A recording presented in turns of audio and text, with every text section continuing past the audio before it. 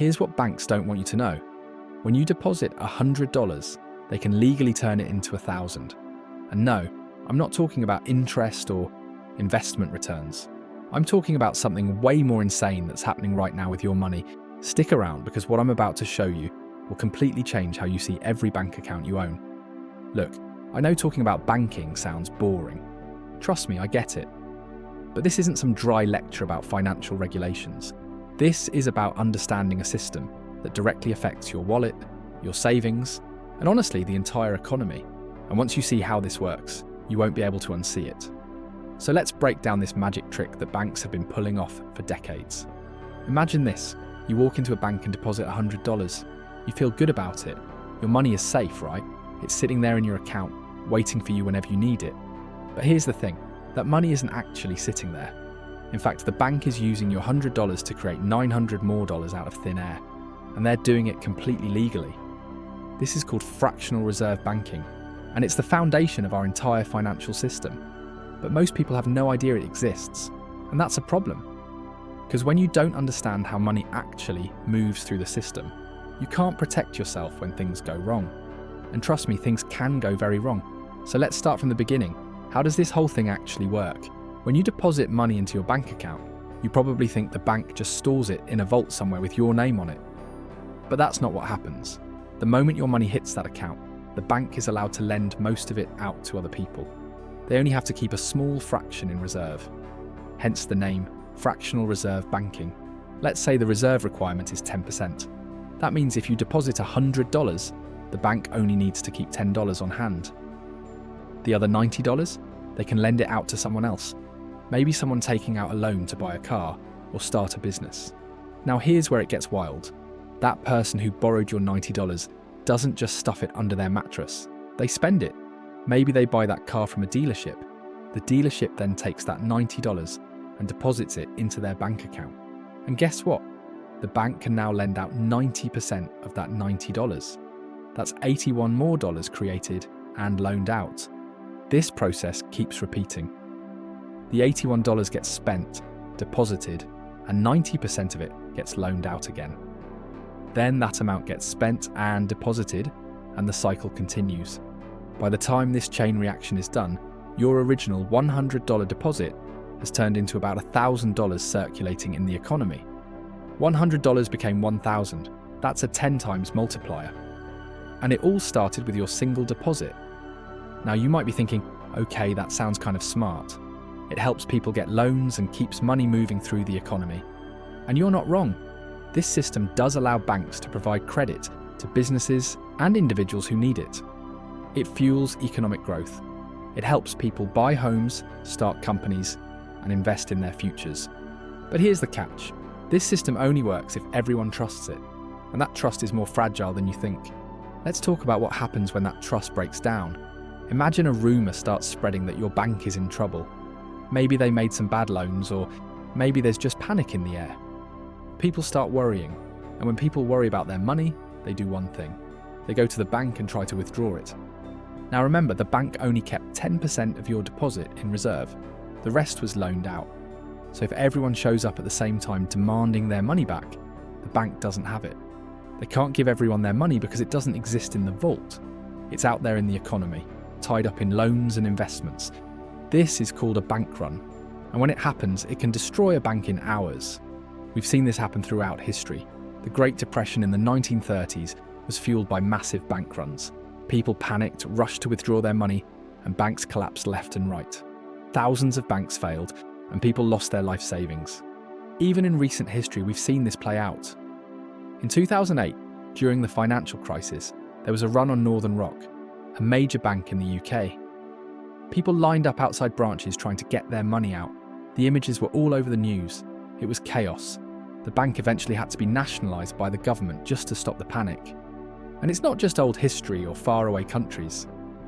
In 2023, Silicon Valley Bank collapsed in a matter of days. Depositors got spooked, tried to pull their money out, and the bank couldn't handle it. It was the second largest bank failure in US history. So yeah, this system is powerful, but it's also incredibly fragile. And that fragility is baked into the design. Now let's talk about another danger of this system. Inflation. When banks create money through lending, they're increasing the money supply. More money circulating in the economy sounds good, right? But if there's too much money chasing the same amount of goods and services, prices go up. That's inflation. And here's the kicker. The central bank, like the Federal Reserve in the US, tries to control this by adjusting interest rates and reserve requirements. But it's a delicate balance. If they're too loose with the rules, banks create too much money and inflation spikes. If they're too strict, banks can't lend enough and the economy slows down or even crashes. You and I don't have control over this. We're just along for the ride, but our savings, our purchasing power, and our financial security are all affected by how well or poorly this system is managed. Let's also talk about the moral hazard here. Banks know that if they mess up badly enough, the government will probably step in to save them. Why? Because if a major bank fails, it can trigger a domino effect that crashes the entire economy. So banks get bailed out, they get rescued with taxpayer money. This creates a twisted incentive. Banks can take big risks, make huge profits when things go well, and then get bailed out when things go bad. Meanwhile, regular people lose their jobs, their homes, and their savings. We saw this in 2008. Big banks made reckless bets, the housing market collapsed, and taxpayers had to foot the bill for the bailout. So the system isn't just fragile, it's also rigged in favour of the banks. Now, I'm not saying fractional reserve banking's pure evil. It's not. It does serve a purpose. It allows credit to flow, businesses to grow, and economies to expand. Without it, getting a loan would be way harder, and economic growth would be much slower. But the problem is that most people don't understand how it works. And because they don't understand it, they can't see the risks. They can't protect themselves. They don't know why their savings lose value over time, or why a bank can suddenly collapse, or why the economy can swing from boom to bust so violently. Knowledge is power.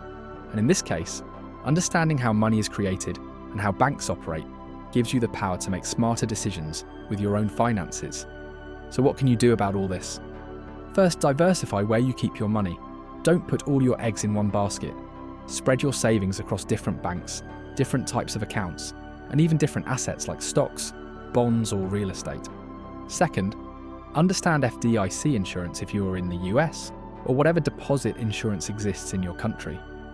In the US, the FDIC insures deposits up to $250,000 per account, so if your bank fails, you're protected up to that amount. But if you have more than that in one account, you could lose it, so structure your accounts accordingly. Third, pay attention to the health of your bank. You don't need to be a financial expert, but it helps to know if your bank is stable. Look at news reports, check their financial ratings, and be aware of any red flags. Fourth, consider alternative stores of value. Some people turn to gold, cryptocurrency, or other assets that aren't tied to the traditional banking system. I'm not saying you should go all in on Bitcoin or buy gold bars and bury them in your backyard, but it's worth understanding that there are options outside of just keeping cash in a bank account. And fifth, educate yourself. Keep learning about how money works, how the economy functions, and how financial systems operate. The more you know, the better decisions you'll make. Because here's the reality, the banking system isn't going away. Fractional reserve banking's here to stay, at least for the foreseeable future. But that doesn't mean you have to be a passive participant. You can take control of your own financial future by understanding the game and playing it smart. So here's the big takeaway. The money in your bank account isn't really there. It's a promise that the bank will give it back to you when you ask for it. And most of the time, that promise holds up. But it's built on a system that multiplies money out of thin air, that depends on trust, and that can collapse if that trust disappears. Your $100 becomes $1,000 in the economy. But if everyone asks for their 100 back at the same time, the whole thing falls apart. That's the illusion. That's the danger. And that's what they don't teach you in school. Look, I'm not trying to scare you. I'm trying to wake you up.